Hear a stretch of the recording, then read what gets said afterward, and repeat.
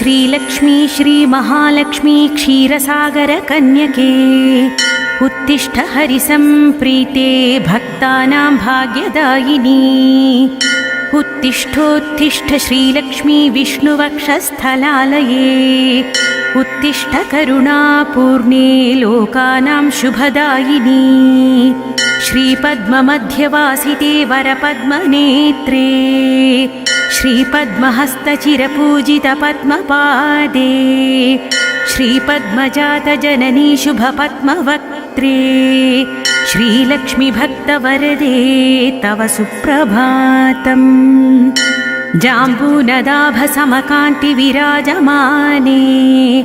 तेजोस्वरूपिणि सुवर्णविभूषिताङ्गी सौवर्णवस्त्रपरिवेष्टितदिव्यदेहे श्रीलक्ष्मीभक्त